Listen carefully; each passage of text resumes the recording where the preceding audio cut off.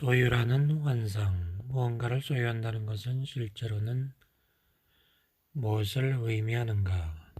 무엇을 나의 것으로 만든다는 것은 무슨 의미인가? 뉴욕 거리에 있는 빌딩을 가리키며 이 빌딩은 나의 것이야, 나의 소유야 하고 말한다면 당신은 엄청난 부자이거나 망상병 환자이거나 거짓말쟁이다. 어떤 경우든 당신은 나라는 생각 형태와 건물이라는 생각 형태가 합쳐진 이야기를 하고 있는 것이다. 마음속에서 소유의 개념이 작용하는 방식이 그것이다. 모든 사람이 당신의 이야기에 동의한다면 소유를 증명하는 서류가 존재할 것이다. 당신은 큰 부자이다. 아무도 동의하지 않는다면 당신은 망상증 환자이거나 거짓말쟁이일 것이고 정신병자일 것이다. 여기서 중요한 것은 다른 사람들이 그 이야기에 동의하든 동의하지 않든 이야기와 그 이야기를 만들고 있는 생각 형태는 자신이 누구인가와는 관계가 없다는 사실을 아는 것이다. 설령 사람들이 동의하더라도 소유는 궁극적으로 하나의 이야기, 허구이다. 많은 사람들은 임종의 자리에 누워 외부의 모든 것이 떨어져 나갈 때 비로소 세상의 어느 것도 자신의 존재와 무관하다는 것을 깨닫는다. 죽음이 가까워지면 소유라는 개념 자체가 궁극적으로 무의미한 것임이 드러난다. 또한 사람들은 생의 마지막 순간에 이르러 깨닫는다.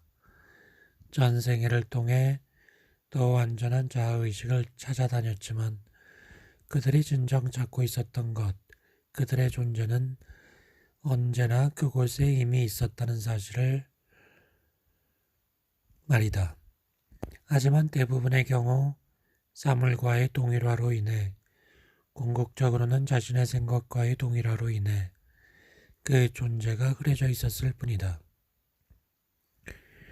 마음이 가난한 사람은 복이 있으니 하늘나라가 그들의 것이다 라고 예수는 말했다. 마음이 가난하다는 게 무슨 의미인가? 마음에 아무런 짐도 없고 무엇과도 동일화되지 않은 것이다. 그러한 사람은 어떤 사물에서도 또한 자아의식과 관계된 어떤 개념에서도 정체성을 찾지 않는다. 그리고 하늘나라는 무엇인가? 그것은 단순하지만 심오한 존재의 기쁨이다. 그것은 무언가와 동일화되는 것을 멈추고 마음이 가난한 자가 되었을 때 찾아온다. 그러므로 동양에서든 서양에서든 영적 수행으로 모든 소유를 부정해왔다. 그러나 소유를 포기한다고 그것만으로 자동적으로 에고로부터 자유로워지는 것은 아니다. 에고는 즉시 자신의 생존을 지키기 위해 동일화될 또 다른 무언가를 찾을 것이다. 예를 들어 자신은 물질적 소유에 대한 관심을 초탈한 위대한 사람이며 다른 사람보다 더 많이 영적이라는 정신적 자기 이미지에서 정체성을 찾을 것이다. 모든 소유를 버렸지만 억만장자보다 더 큰 에고를 가진 사람들이 있다. 한 가지의 동일화를 벗어던지면 에고는 재빨리 다른 것을 찾아낸다. 에고는 자신의 존재를 입증해줄 뭔가가 있는 한 그 무엇과 동일화되든 궁극적으로 상관하지 않는다. 소비 문명을 비판하거나 사유재산에 반대하는 것도 소유와의 동일화를 대신하는 또 다른 생각 형태의 입장이다. 그 동일화를 통해 자신은 옳고 다른 사람은 틀리게 만들 수 있다. 자신은 옳고 다른 사람은 틀리게 만드는 것은 에고 지배적인 마음의 주된 방식 중 하나이며 무의식의 주된 형태이다. 다시 말해 에고의 내용으로는 변할 수 있지만 에고를 계속 살아있게 하는 마음 구조는 변하지 않는다. 인간의 무의식적인 가정 중 하나는 소유라는 허구를 통해 물건과 동일시되면 그 물건이 가지고 있는 것처럼 보이는 견고함과 영속성 덕분에 자신에게도 견고함과 영속성이 부여된다는 믿음이다. 건물 등은 특히 그렇고 더 많이 적용되는 것은 파괴할 수 없는 유일한 소유물인 토지일 것이다. 도지의 경우는 소유라는 어리석음이 특히 드러난다. 백인 식민지 개척자가 침입했을 때 원주민들은 토지 소유라는 개념을 이해할 수 없었다. 그래서 유럽인들이 그들에게 종이를 내밀며 서명하게 했을 때 그들은 서류에 서명하는 것이 뭘 의미하는지 이해하지 못했기 때문에 땅을 잃었다. 그들은 토지가 자신들에게 속해 있는 것이 아니라 자신들이 토지에 속해 있다고 느꼈던 것이다. 에고는 소유와 존재를 동일시하는 경향이 있다. 나는 소유한다, 고로 나는 존재한다. 그리고 더 많이 가질수록 자신이 더 많이 존재한다고 믿는다. 에고는 비교를 통해 산다. 다른 사람에게 어떻게 보이는가가 스스로를 어떻게 보는가를 결정짓는다. 모두가 대저택에 살고 모두 부자라면 대저택도 재산도 자신의 자아의식을 강화하는 데 도움이 되지 않을 것이다. 그때는 자기의 부를 포기하고 오두막으로 이사해 자신이 남보다 더 많이 영적이라고 생각하며 남들에게도 그렇게 보이면서 자신의 정체성을 되찾을 수 있다. 남들에게 어떻게 보이는가가 자신은 어떤 사람이며 누구인가를 비춰주는 거울이 된다. 에고의 자아 존중감은 많은 경우 다른 사람들의 눈에 비치는 자신의 가치에 달려있다.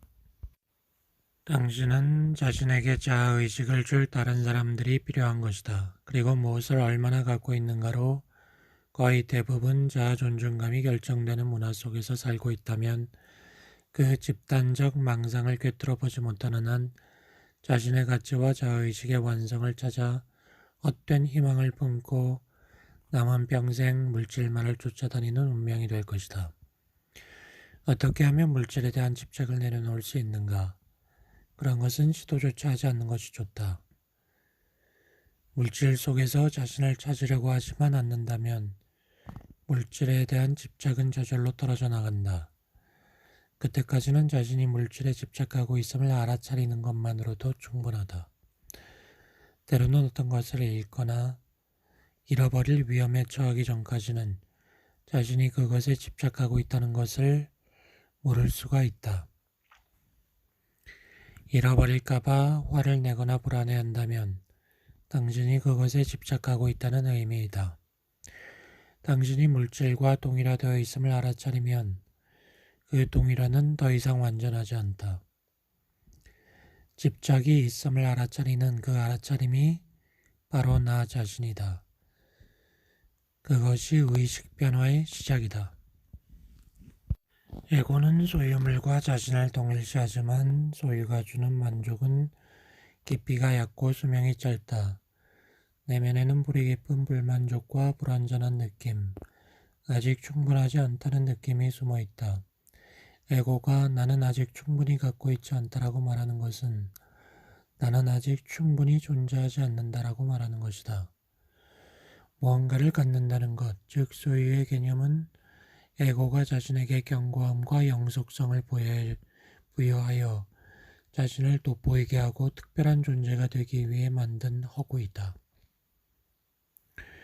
그러나 소유를 통해 자신을 발견하는 것은 불가능하기 때문에 그 깊은 내면에는 또 다른 강한 충동이 있다. 더 많이를 향한 욕구가 그것이며 우리는 그것을 욕망이라 부른다. 어떤 에고도 더 많이를 향한 욕망 없이는 오래 지낼 수 없다. 그러므로 에고를 활력 있게 만드는 것은 소유보다도 욕망이다. 에고는 갖고 싶어 하기보다 더 많이 원하는 것을 원한다. 따라서 소유가 주는 얕은 만족감은 언제나 더 많이 원하는 욕망으로 대체된다. 더 많이 바라는, 다시 말해 동일화될 더 많은 것을 원하는 심리적 욕구이다. 정말로 필요한 것은 아니며 중독적인 욕구이다.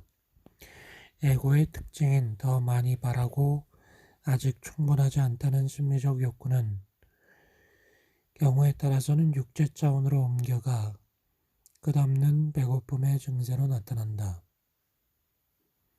폭식증 환자들은 계속해서 먹기 위해 토하기까지 한다. 어기진 것은 그들의 마음이지 몸이 아니다. 환자가 마음과 동일화된 상태를 멈추고 몸의 감각을 되찾아 에고가 지배하는 마음이 만들어낸 거짓 요구가 아닌 몸의 진정한 요구를 느낄 때 섭식 장애는 치료된다. 어떤 에고는 자기가 원하는 것을 알고 냉혹하고 단호한 의지로 자신의 목적을 추구한다. 징기스칸, 스탈린, 히틀러는 그것이 부풀려진 몇몇 예이다. 그러나 그들의 욕망 속 에너지는 똑같은 강도를 지닌 반대 방향의 에너지를 창조하고 결국 그들을 파멸로 인도한다. 그때까지 그들은 그들 자신이나 다른 많은 사람들을 불행하게 하고 지상의 지옥을 건설한다. 반면에 대부분의 에고는 모순된 욕망을 가지고 있다. 다른 시간에는 다른 것들을 원하거나 혹은 지금 있는 것, 현재의 순간을 원하지 않는다는 것 외에는 자신이 뭘 원하는지도 모른다. 불안, 초조, 권태, 근심, 불만족은 이루어지지 못한 욕망의 결과이다. 욕망은 구조적인 것이기 때문에 마음의 구조가 자리를 잡고 있는 한 아무리 내용물이 많다고 해도 영구적인 충족감을 제공할 수 없다. 특정한 대상이 없는 강렬한 욕망은 아직 발달 단계에 있는 청소년의 에고에서 발견되는데 그 중에는 영원히 부정적이고 불만족 상태에 머무는 아이도 있다. 더 많이 바라는 정신 이상적이고 탐욕스러운 에고의 욕구가 만들어내는 자원의 불균형만 없다면 지구상 전 인구의 식량, 물, 집, 옷, 기본적 쾌적감 등의 물질적 필요는 충족될 수 있을 것이다. 에고의 탐욕은 세계 경제 구조에 예를 들면 더 많이 갖기 위해 서로 싸우는 에고체인, 대기업 등에 집단적으로 나타난다. 기업의 맹목적 목표는 이익을 얻는 것이다. 그들은 다른 것과의 균형을 신경 쓰지 않고 무자비하게 목표를 추구한다. 나에게 나의 것 더 많이 원한다. 필요하다. 어떻게든 가져야 한다. 아직 충분하지 않다. 등의 생각 형태는 에고의 내용물이 아니라 구조에 속한 문제다. 내용물은 상호 교환이 가능하다. 자신 안에 있는 이 생각 형태를 알아차리지 못하는 한, 그것들이 무의식적으로 머물러 있는 한, 당신은 그 생각 형태들이 하는 말을 믿게 된다. 그렇게 되면 숙명적으로 그 무의식적인 생각에 따라 행동할 수밖에 없으며 계속해서 찾으면서도 발견하지 못하는 운명이 될 수밖에 없다. 그 생각 형태가 작용하고 있는 한 어떤 소유물, 장소, 사람 조건도 당신을 만족시킬 수 없기 때문이다. 에고의 구조가 그 자리에 남아있는 한 당신은 어떤 내용물에도 만족할 수 없다. 무엇을 갖고 무엇을 손에 넣든 행복하지 못할 것이다. 언제나 더 큰 만족감을 약속하는 그리고 불완전한 자아의식을 완전한 것으로 만들어주고 내면의 결핍을 채워준다고 그렇게 약속하는 다른 무엇인가를 계속해서 찾아다니게 될 것이다. 육체와의 동일화, 물건들 이외의 동일화의 또 다른 기본 형태는 나의 육체와의 동일화이다. 첫째로 육체는 남자이거나 여자이기 때문에 대부분 사람들의 자아의식에서 남성인가 여성인가는 매우 중요한 부분을 차지한다. 성별이 정체성이 된다. 자기 성별과의 동일화는 어린 시절부터 장려되며 성적인 면뿐 아니라 삶의 모든 측면에 영향을 미치는 하나의 역할 속으로 조건 지어진 행동 패턴 속으로 인간을 집어넣는다.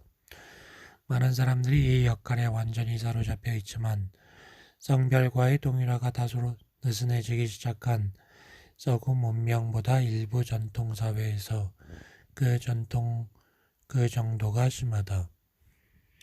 전통 문화권에서는 여성이 가질 수 있는 최악의 운명은 결혼을 못하거나 아이를 낳지 못하는 것이며 남성의 경우 성적 능력 결핍과 아이를 만들지 못하는 것이다.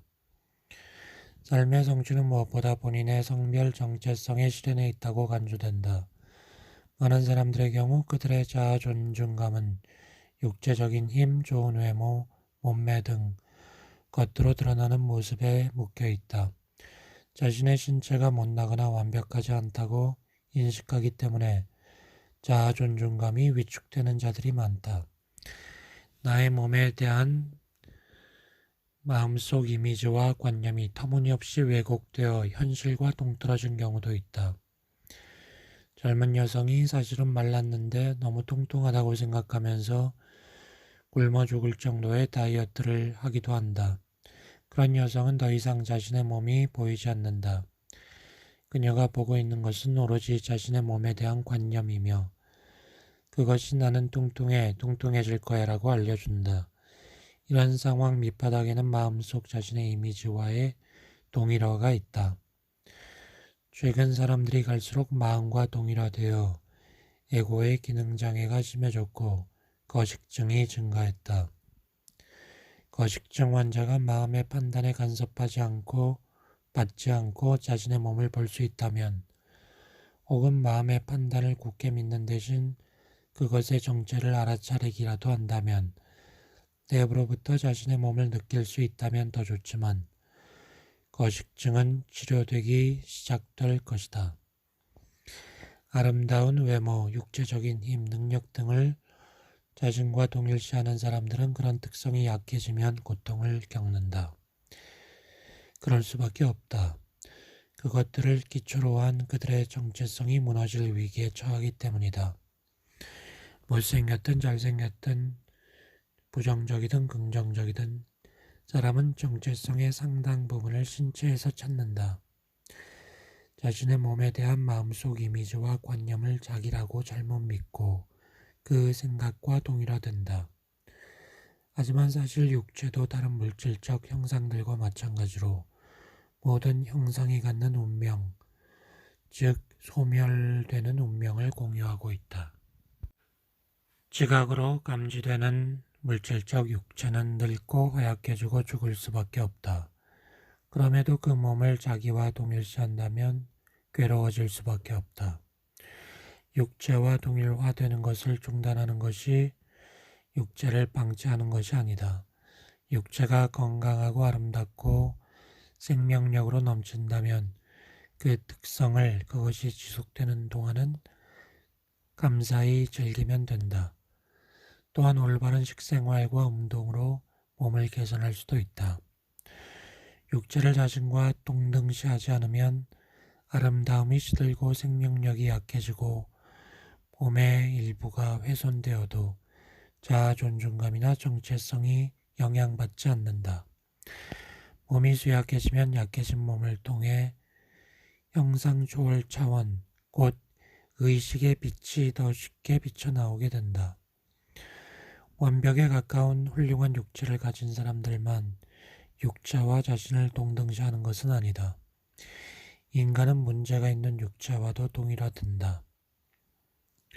그렇게 되면 자신은 만성적 질병이나 장애로 고통받는 자라고 스스로 생각한다. 그리고 장애로 고통스러워하는 자, 환자라는 관념적 정체성을 확인시켜주는 의사나 사람들로부터 관심을 받는다. 그렇게 되면 무의식 중에 그 병에 집착하게 된다. 그것이 자신이 생각하는 자기 자신, 정체성의 중요한 부분이 되기 때문이다. 그것도 에고가 동일화되는 또 다른 생각 중 하나이다. 에고는 일단 동일화될 대상을 발견하면 놓아주려 하지 않는다. 드물지 않은 경우에 더 강한 정체성을 추구하는 에고는 병을 통해 자신을 강화하기 위해 스스로 병을 일으킬 수도 있다. 육체와의 동일화는 에고의 가장 기본적 형태 중 하나이지만 다행히도 그것은 가장 쉽게 뛰어넘을 수 있는 동일화이다. 그러나 그러기 위해서는 자신은 육체가 아니라고 자신에게 설득하는 것이 아니라 관심을 육체라는 외부적 형상과 미추, 강약, 뚱뚱하다 말랐다 같은 자신의 몸에 대한 생각으로부터 몸의 내부에 있는 살아있음의 느낌으로 옮겨갈 필요가 있다. 몸의 겉모습이 어떤 차원에 있든 외부 영상을 넘어가면 살아있는 에너지장이 있다. 내부의 몸을 자각하는 것이 습관이 되어 있지 않는다면 잠시 눈을 감고 자신의 양 손바닥에서 생명의 기운을 느낄 수 있는지 시험해보라. 마음의 귀를 기울이면 안 된다. 마음은 아무것도 느껴지지 않는다고 대답할 것이다. 또한 좀 더 재미있는 것을 하는 것이 어때라고 말할 것이다. 마음에게 묻는 대신 직접 양손을 느껴보라. 즉 손바닥 안에 미묘한 생명력을 느끼는 것이다. 생명력은 그곳에 있다. 그것을 알아차리기 위해서는 손바닥으로 의식을 옮기기만 하면 된다. 처음에는 찌릿찌릿한 감각일지 모르지만 그 기의 생명력을 느끼는 것은 더 강해질 것이다. 사람에 따라서는 눈을 감을 필요도 없다. 이 글을 읽으면서 내부의 손을 느끼는 사람도 있을 것이다. 그 다음에는 두 발의 주의를 이동시켜 잠시 그곳에 머물고 그리고 나서 두 손과 두 발을 동시에 느껴본다. 그 후에는 신체의 다른 부분, 다리, 팔, 배, 가슴을 지나 마지막에는 내부의 몸 전체의 생명력을 느껴보라. 이 내부의 몸은 사실은 육체가 아니고 생명에너지이며 형상과 형상 없음 사이의 다리이다. 가능한 한 자주 내부의 몸을 느끼는 습관을 들이는 것이 좋다. 얼마 후면 눈을 감지 않아도 느낄 수 있게 된다.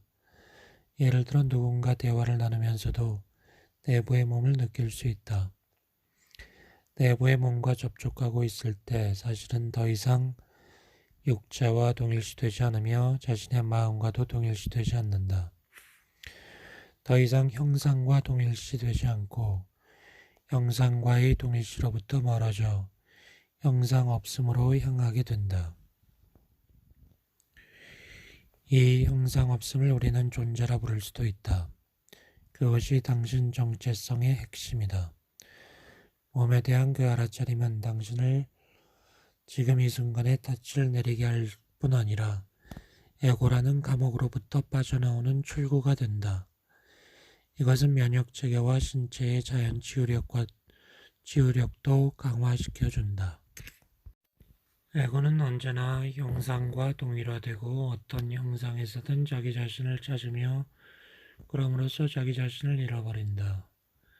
형상은 물질과 육체만이 아니다. 물건이나 육체처럼 외부의 형상보다 더 근본적인 것은 의식의 영역에서 일어나는 생각 형태들이다. 이것들은 에너지 형태를 띠고 있으며 물질보다 미세하고 밀도가 낮지만 결국에는 하나의 형태이다. 머릿속에서 절대로 말을 멈추지 않는 목소리라고 당신이 알고 있는 그것은 사실 그칠 줄 모르는 강박적인 생각의 흐름이다. 모든 생각이 당신의 관심을 온통 흡수해버리고 머릿속 목소리와 그것에 동반되는 감정에 너무도 동일화되어 모든 생각과 감정 속에서 자기를 망각할 때 당신은 형상과 동일화되어 에고에 움켜쥐면서 벗어나지 못한다. 에고는 무형의 의식인 나의 있음, I am, 즉 순수한 있음, being이 형상과 뒤섞일 때 생겨난다. 이것이 동일화의 의미이다. 이것이 존재의 망각이며 근본적 실수이고 존재가 개별적 형상들로 분리되어 있다는 망상이다. 이것이 현실을 악몽으로 바꾸어 놓는다. 많은 사람들이 삶의 어떤 시점에서 비극적 상실을 겪고 그 결과 새로운 차원의 의식을 경험한다. 소유물 전부를 잃은 사람도 있고 자식과 배우자, 사회적 지위, 명성, 신체적 능력을 잃은 사람도 있다. 자연재해나 전쟁으로 모든 것을 잃어 아무것도 남지 않은 자신을 발견하는 사람도 있다. 이것을 한계 상황이라 부를 수 있다. 무엇과 동일화되어 있었든 무엇에 자아의식을 부여하고 있었든 그것들은 사라져 버렸다. 그런 후에 갑자기 설명할 수 없는 이유로 처음에 느꼈던 고뇌와 두려움이 사라지고 현존의 신성한 느낌, 평화와 평안, 두려움으로부터의 자유가 찾아온다. 사도 바울은 이 현상에 친숙했다. 그는 인간의 모든 이해를 넘어서는 신의 평화라는 표현을 사용했다. 이 평화는 납득이 가지 않으며 그것을 경험한 사람들은 자신에게 묻는다. 이런 일에 맞닥뜨렸음에도 불구하고 어떻게 이런 평화를 느낄 수 있는가? 일단 에고가 무엇이며 어떻게 작용하는지 깨닫게 되면 대답은 간단하다. 당신이 동일화되어 있는 형상, 당신에게 자아의식을 부여해준 형상이 무너지거나 사라질 때 에고도 붕괴된다. 에고는 형상과의 동일화이기 때문이다. 동일화될 대상이 더 이상 남아있지 않을 때 당신은 누구인가? 당신 주위의 형상이 사라지거나 죽음이 다가올 때 당신의 존재감, 나의 있음의 느낌은 형상과의 얽힘으로부터 자유로워진다. 물질에 갇혀있던 영혼이 자유로워지는 것이다. 당신은 자신의 진정한 정체성을 형상을 초월한 것으로서 만물에 편재한 현존으로서 모든 형상과 모든 동일화 이전에 있던 순수한 있음으로서 자각하게 된다. 자신의 진정한 정체성은 지금까지 의식이 동일화되어 온 그것들이 아니라 의식 자체임을 알게 되는 것이다. 그것이 신의 평화이다. 당신 존재의 궁극적 진리는 나는 이것이다, 나는 저것이다가 아니라 나는 있다이다. I am이다. 큰 상실을 경험한 모든 사람이 이런 깨어남을 경험하고 형상과의 동일화에서 벗어나는 것은 아니다. 어떤 사람은 그 즉시 자신이 상황과 타인과 불공평한 운명과 신의 피해자라는 정신적 이미지나 생각 형태를 만든다. 이러한 생각 형태와 그것이 만들어내는 분노, 원한이 강하게 동일화되기 때문에 이것이 상실을 통해 붕괴된 과거의 동일화 대상들의 자리를 대체한다. 다시 말해 에고는 재빨리 새로운 형상을 발견한다. 이 새로운 형상이 깊이 불행한 것이라는 사실은 에고에게 큰 문제가 아니다. 동일하만 될 수 있으면 된다. 이 새로운 에고는 전의 것보다 더 폐쇄적이고 더 뚫기 어렵다.